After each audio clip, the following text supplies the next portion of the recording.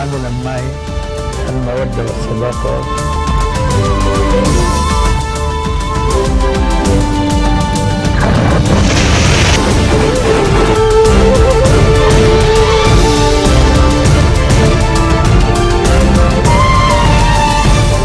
Mesdames et messieurs, bonsoir. Je suis ravi de vous retrouver pour cette nouvelle édition de la rédaction. À la une de l'actualité, le mercure poursuit sa dégringolade, frôlant les 0 degrés dans plusieurs régions du Liban. Balayé par la tempête Perla, des centaines de villages demeurent isolés ce dimanche en raison des fortes chutes de neige. Chaos dans les aéroports et scène de colère aux États-Unis au lendemain de sa signature par Donald Trump d'un décret interdisant l'entrée au pays aux citoyens de 7 pays musulmans. Le Suisse Roger Federer a remporté son 18e titre du Grand Chelem à l'Open d'Australie en battant à Melbourne l'Espagnol Rafael Nadal en 5-7, 6-4, 3-6, 600, 3-6, 6-3. Je vous disais en titre, plusieurs villages libanais sont encore isolés ce dimanche en raison de fortes chutes de neige qui se sont abattues ces 2 derniers jours sur le pays, balayé par la tempête Perla. Dans le Akkar, au Liban Nord, la route reliant les localités de Bayat et Biré sont toujours bloquées en raison de l'épaisse couche de verglas qui s'est formée sur la chaussée. 12 localités situées dans les zones reculées de Katia sont aussi isolées en raison des chutes de neige. Plus de 100 000 habitants se retrouvent donc coincés chez eux. Même scénario dans le Hermel et sur les hauteurs du Matun et dans la région d'Aley. Le ministère des Travaux publics et des Transports a mobilisé ses chasse-neige sur l'ensemble du territoire libanais pour déneiger les routes.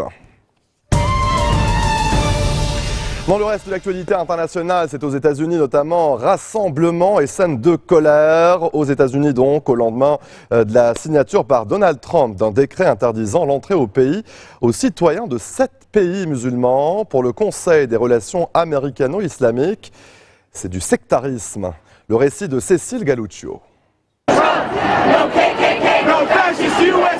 Jusque tard dans la nuit, ils manifestent, encore plus nombreux, avec la même détermination. L'aéroport John Fitzgerald Kennedy s'est transformé en manifestation de rue. Je suis un immigrant moi-même, je vis à New York depuis 10 ans et c'est la pire chose qui se soit produite. Je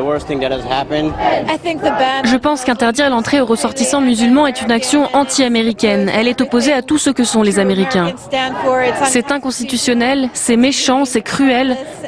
Et nous sommes ici pour dire que nous soutenons l'immigration aux États-Unis et que nous appuyons tout particulièrement les gens qui sont coincés à l'aéroport et qui ont le droit d'être ici.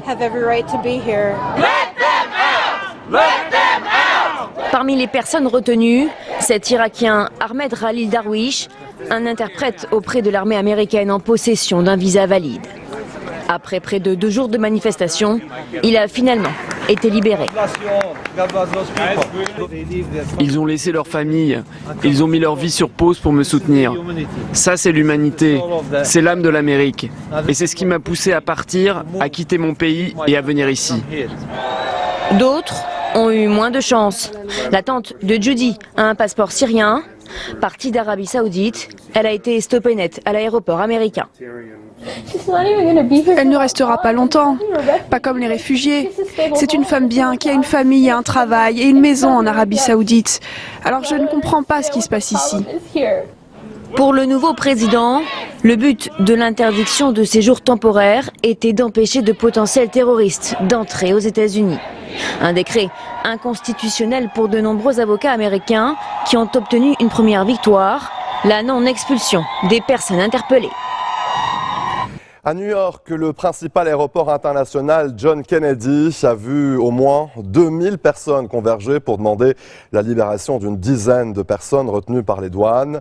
Même situation à l'aéroport de Los Angeles. Témoignage sur place de Hussein, d'origine iranienne, venu chercher son frère qui a été interpellé par les autorités. On l'écoute. Nous sommes des gens, nous ne sommes pas le gouvernement. Nous ne faisons rien. Si ce gouvernement fait quelque chose de mal, nous ne sommes pas responsables. Je suis américain, pas iranien. Je ne sais pas ce que je dois faire. Nous avons fui l'Iran pour ce pays et maintenant ils font cela. Maintenant on a la même situation ici. Je suis un citoyen américain depuis 15 ou 20 ans et mon frère n'a rien fait de mal. Nulle part dans le monde. Et je n'ai rien fait de mal. Je suis dans le bâtiment et je travaille dur ici. Je construis des maisons pour les gens, pour le peuple américain. Et je suis américain aussi. Même les détenteurs de la fameuse Green Card, de la carte verte, ne sont pas épargnés. Autre catégorie visée par la décision de Donald Trump, les réfugiés. Il a mis fin temporairement à l'accueil de ces personnes, y compris les réfugiés syriens. Le reportage de Gallagher Fenwick. Des millions de personnes ne sont plus les bienvenus aux États-Unis. Les ressortissants de 7 pays à majorité musulmane sont désormais interdits d'entrer. Dans cet aéroport qui dessert la capitale, certains des voyageurs qui arrivent du monde arabe sont sous le choc. Franchement, je ne sais pas quoi dire. Que faire? Que Dieu nous protège, c'est tout. Derrière ces portes, la police des frontières met en application le décret présidentiel. Même les détenteurs de cartes vertes peuvent être retenus et renvoyés vers leur pays d'origine. Ces activistes ont décidé de manifester. C'est très choquant. Normalement, dans nos lois migratoires, on fait la distinction entre les personnes avec des visas temporaires et celles avec des cartes vertes. Elles sont censées être traitées comme des citoyens. Des problèmes d'une telle ampleur que des avocats se sont mobilisés bénévolement. Ali Ronama suit les cas de ses compatriotes iraniens. Ce que nous savons, presque que tous les immigrants qui possèdent un visa ou pas ont été refusés l'entrée, soit au niveau de départ ou soit ici aux États-Unis. Autre catégorie temporairement bannie, les réfugiés. Abu Khalil vient de Deraa, le berceau de la révolution syrienne. Il a fallu des mois avant qu'il ne soit admis aux États-Unis avec sa famille. Ils nous ont fait passer des entretiens, des interrogatoires et d'autres procédures. Après tout ça, ils nous ont finalement donné l'autorisation de voyage et nous sommes venus aux États-Unis. Ils pensent que les Syriens sont tous des terroristes, qu'on est venu ici pour causer des problèmes. Au contraire, ceux qui sont venus aux États-Unis, c'est parce qu'ils sont malades, handicapés ou pauvres. On est ici pour refaire nos vies. دونالد ترامب يتمثل بتعليق برنامج الهجرة إلى بلاده. L'ONU appelle les États-Unis à continuer d'accueillir ceux qui fuient les conflits et les persécutions. Eh bien, ce décret a provoqué aussi la colère chez certains dirigeants qui se sont sentis insultés et discriminés. Autre réaction négative ce matin, celle de la chancelière allemande Angela Merkel, qui estime ce décret non justifié. Le Premier ministre canadien Justin Trudeau a de son côté affirmé la volonté de son pays d'accueillir les réfugiés indépendamment de leur foi. Cécile Galluccio nous en dit plus. L'Iran, directement visé par le décret américain, est le premier pays à avoir réagi. Œil pour œil, dent pour dent, les citoyens américains sont interdits de territoire iranien pendant 3 mois. La République islamique d'Iran, tout en respectant le peuple américain et pour défendre les droits de ses citoyens, a décidé d'appliquer la réciprocité après la décision insultante des États-Unis concernant les ressortissants iraniens et tant que cette mesure n'aura pas été levée. Pour autant, la République islamique se veut plus flexible que l'administration Trump. Contrairement aux États-Unis, notre décision n'est pas rétroactive. Tous les Américains avec des visas iraniens valides seront accueillis avec plaisir. Au Canada, c'est aussi par la voie des réseaux sociaux que Justin Trudeau a réagi. D'abord avec ce tweet. À ceux qui fuient la persécution, la terreur et la guerre, sachez que le Canada vous accueillera. Puis avec cette photo, intitulée « Bienvenue au Canada ». En Europe, la réaction de la première ministre britannique a été confuse. Theresa May a d'abord refusé de critiquer l'initiative américaine avant de se rétracter quelques heures plus tard. La politique d'immigration des États-Unis est l'affaire du gouvernement des États-Unis, comme celle de notre pays doit être fixée par notre gouvernement. Mais nous ne sommes pas d'accord avec ce type d'approche. Si elle a un impact sur les citoyens du Royaume-Uni, nous interviendrons auprès du gouvernement américain. Le président Hollande, lui, s'est directement entretenu avec Donald Trump. Face à un monde instable et incertain, le repli sur soi est une réponse sans issue. De son côté, le nouveau locataire de la Maison-Blanche s'est félicité de la bonne mise en œuvre du décret. Dans le reste d'actualité, au moins 41 membres présumés d'Al-Qaïda, dont des chefs, ainsi que 8 femmes et 8 enfants, ont été tués dans un raid attribué aux États-Unis dans le centre du Yémen.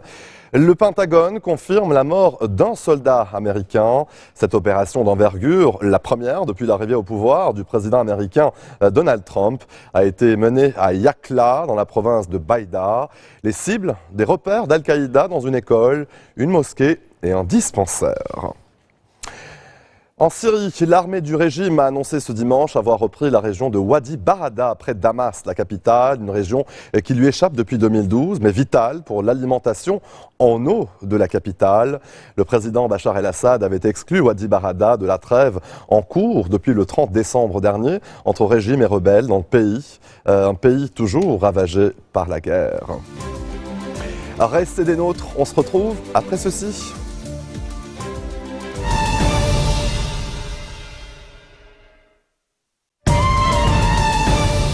Retour sur le plateau de l'info. Qui sera le candidat du Parti socialiste pour l'élection présidentielle française?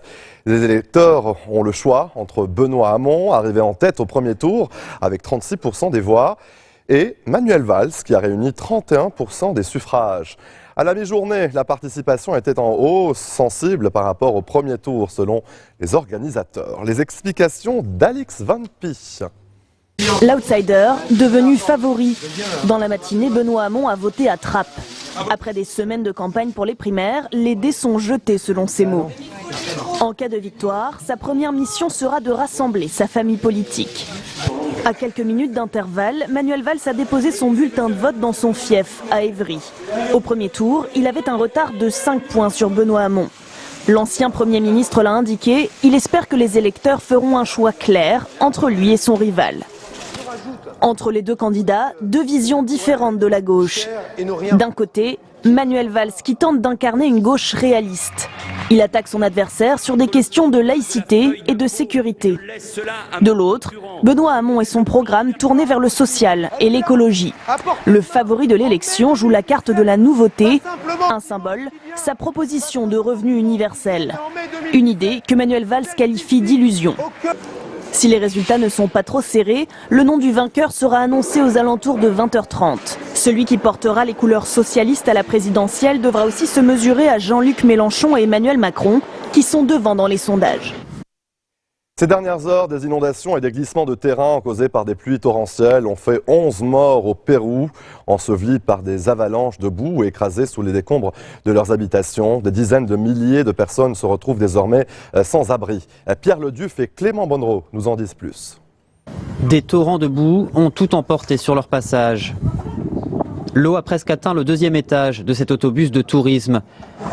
Ici, dans la région d'Arequipa, au sud du Pérou, au moins 5 personnes ont péri, ensevelies par des avalanches de boue et de pierres. Dans tout le pays, des pluies torrentielles ont fait déborder les cours d'eau.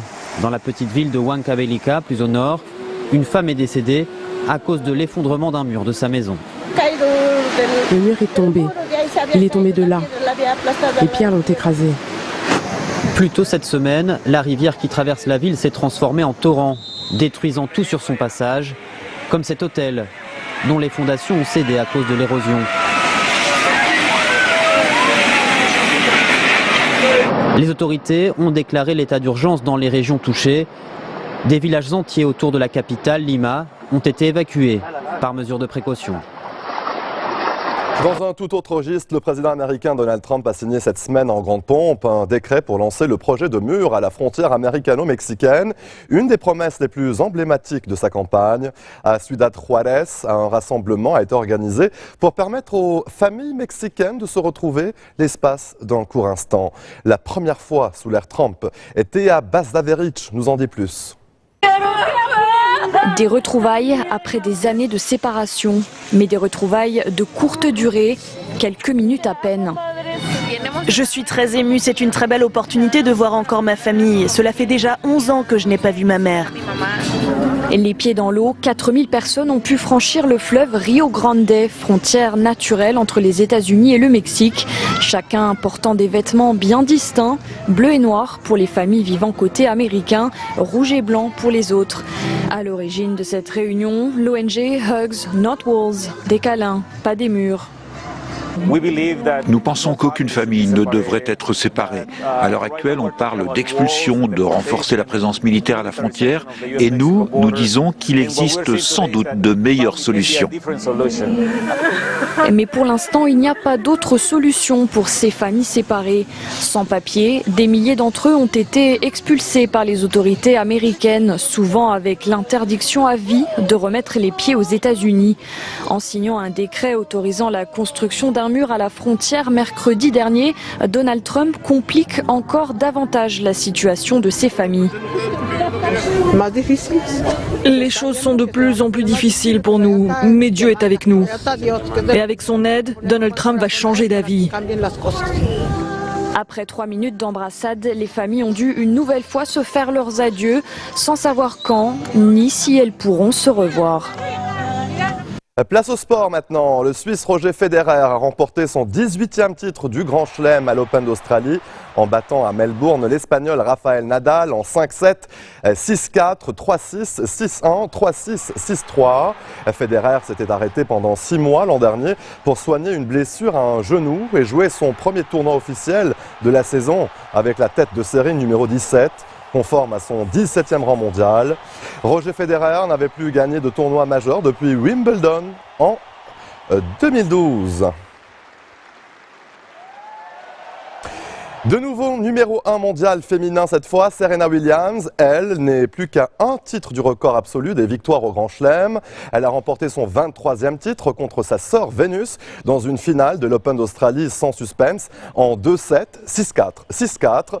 Comme on s'y attendait, eh bien Serena s'est imposée facilement en 1h22 minutes. C'est le 7e titre de la cadette des Williams à l'Open d'Australie, 14 ans après le premier remporté en 2003, également contre sa sœur.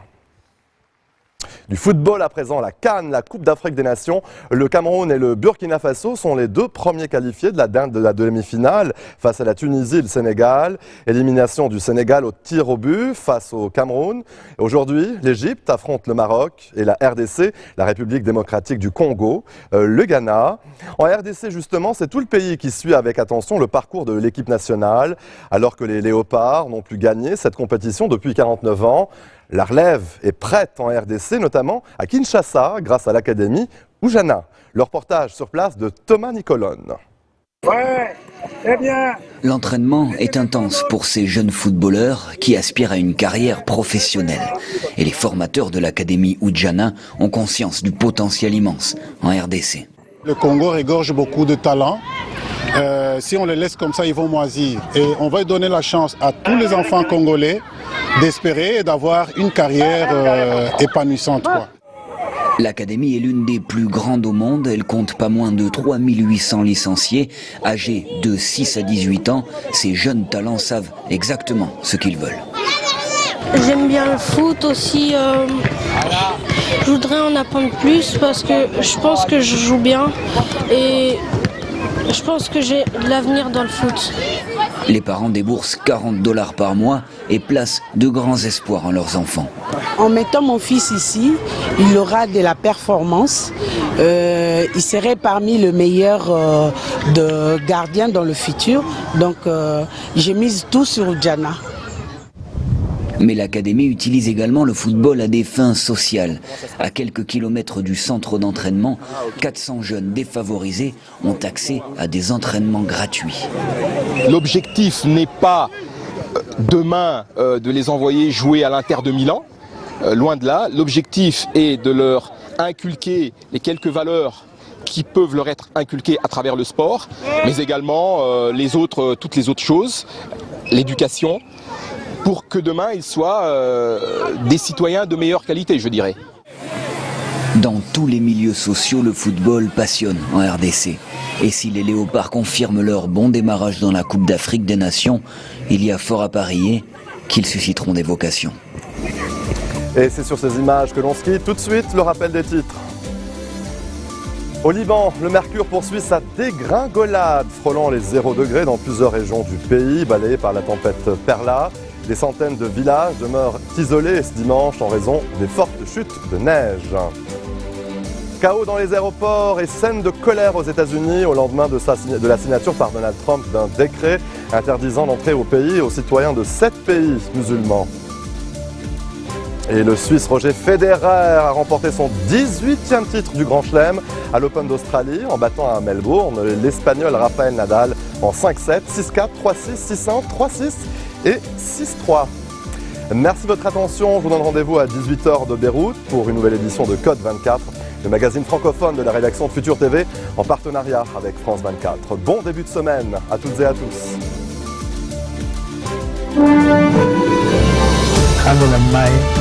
المودة والصداقة